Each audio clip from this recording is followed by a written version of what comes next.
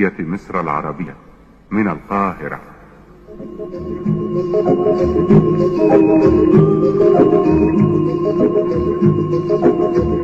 من حديقة الشعر والكلمات أقدم لكم قطرات الندى،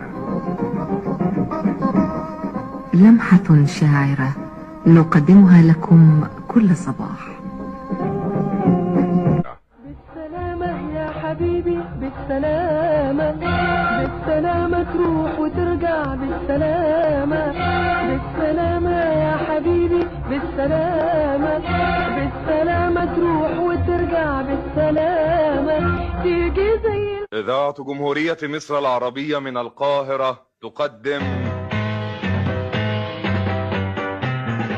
كلمتين وبس.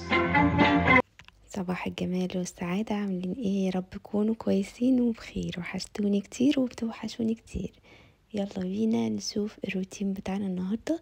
طبعا مهم جدا ان احنا لما نجيب جبن نحطها في علب، وطبعا الازاز افضل بكتير من البلاستيك، بس عادي لو مش موجود ازاز كفاية عادي نستعمل البلاستيك. اهم حاجة اقول لكم تكات كده تحافظ لنا على الجبن. بجد الجبن لما بتحط في الورق الفوم اللي هي مشترينها بيه بجد حاجة مش صحية خالص، وكل ما بتقعد في التلاجة بتتفاعل. هنا بقى اللانشونات والحاجات اللي زي كده والتركي والحاجات دي بنحط تحتيها منديل مطبخ، وفوقيها كمان ما ننساش نحط المنديل مطبخ بيسحب الرطوبة، بيخلي الحاجات دي ما تجيبش كده طبقة مية عليها وتغير من طعمها وجودتها ورونقها. فنحافظ على الحاجة عشان تفضل معانا معمرة بالأسبوع من غير ما تكرف ولا يجرى لها حاجة. طبعا بنتخلص من أطباق الفوم دي لأنها خطر جدا واستخدام مرة واحدة، وأول ما بنروح على طول أو تاني يوم الصبح بنفضي الجبن في علب. أول حاجة مش هتنشف والأطراف بتاعتها تنشف ولا طعمها هيغير، هتفضل كأننا لسه شاريينها في نفس اليوم. بحط ميكس التركي مع اللانشون عادي جدا، كلها لانشونات زي بعض. واكيد طبعا في حاجات مش بتبقى صحيه خالص زي اللانشون، طبعا مش صحي خالص.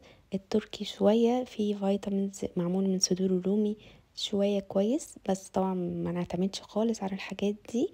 عايزه اقول لكم برضو ان جمله ماركت عامل على الجبن عامل خصومات 50% وكده، فلو عندكم او قريب منكم في المنطقه ممكن تجربوا الجبن بتاعه مقبولة ولحد ما كويسة جدا.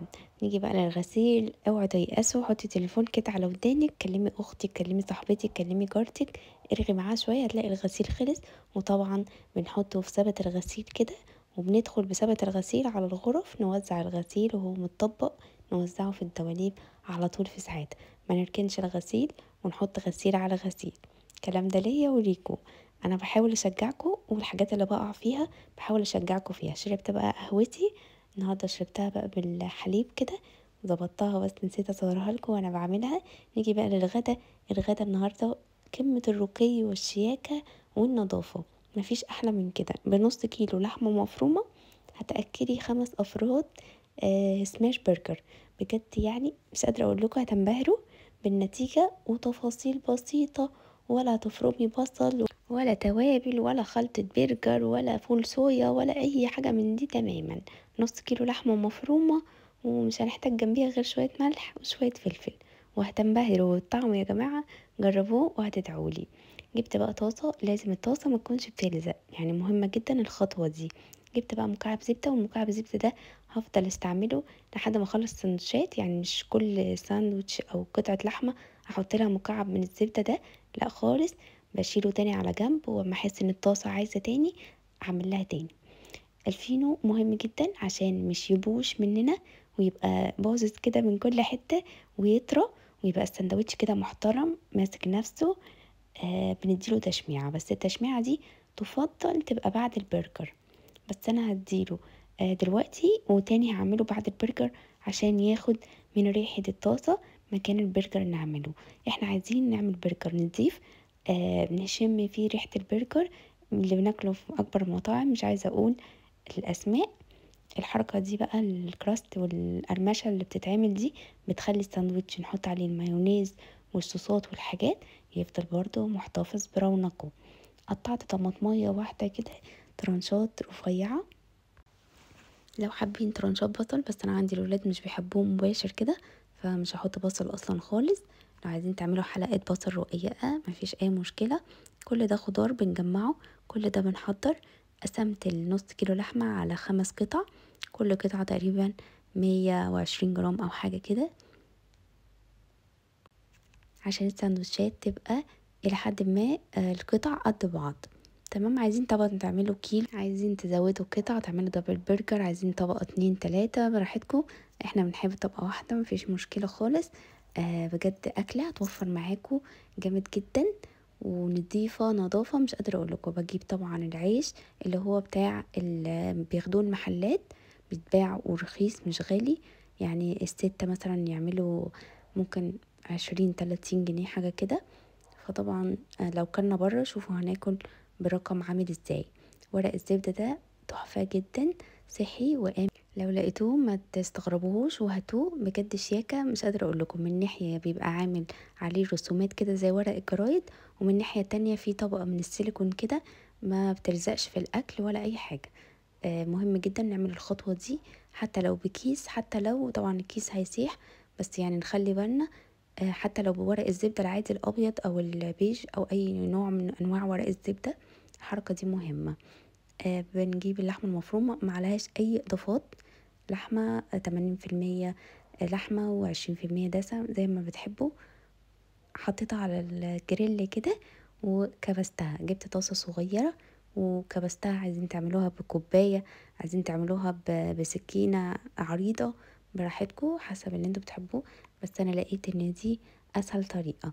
بعد ما حطيت البرجر وكبسته كده ضغطته، حطيت عليه رشة ملح ورشة فلفل بس كده، ياخد لون من الجنب التاني ويبقى مكرمل شوية. هقلبه على الجنب الناحية التانية. لو وصلتوا لحد هنا ما تنسوش لايك واشتراك وكومنت. مش قادرة اقول لكم لايك بيفرق معايا ازاي. فلو بتحبوني وبتعزوني وشايفين ان انا بقدم لكم محتوى هادف، يا ريت اللايك القمر بتاعكم. ويا سلام بقى لو كومنت وتدلعوني. والسباتيولا السيليكون دي بجد خطيرة، ما خلتش البرجر يتفكك معايا، معورتش ولا جرحت الطاسة اللي عندي، عشان احافظ عليها وافضل استعملها اطول فترة ممكنة. والبرجر بقى بيستوي على النار كده بجد يعني لازم نكون غاسلين الكابوتشي ومقطعين الطماطم، مطلعين الصوصات قبلها بنص ساعة من التلاجة عشان ما تبردليش الساندوتش. كل دي تفاصيل رايقة وبسيطة، مش محتاجة غير يعني تكنيك كده وافكار كده منظمة مهندمة عشان كله ياخد ساندوتشه يبقى سخن ومميز كده والطبقات محترمة. ما نقعدش بقى نجري نروح على التلاجة ونجيب الحاجات وكده. الصوصات برضو تكساس برجر، الحاجات دي بتدي ميكس عالي جدا للبرجر. حطيت بقى طبقات من الصوصات وعليها كابوتشا وعليها طماطم وعليها قطعة اللحمة بتاعتي. عايزين بقى تزودوا قطعة من الجبنة الشيدر، عايزين تحطوا بقى العيش تاني على الطاسة مكان البرجر، بيبقى ريحته شاربة كده من البرجر. وبناخد كل البقايا اللي في الطاسة في العيش نفسه. العيش برضو مهم جدا، بنجيبه ونشيله في الفريزر نطلعه قبليها مفيش مشكلة، نجيبه طازة نستعمله. كل ده يعني حاجة نظيفة، بدل ما تبعتوا تجيبوا أكل من بره أو تنزلوا تدفعوا رقم في المطاعم. طريقة سهلة وبسيطة، خارجين من رمضان زهقانين من الأكل، عملت لكم النهاردة أكلة سهلة بفكركم كده بحاجات بسيطة وسهلة، وكمان منقفش كتير في المطبخ. ويا رب يكون الفيديو عجبكم.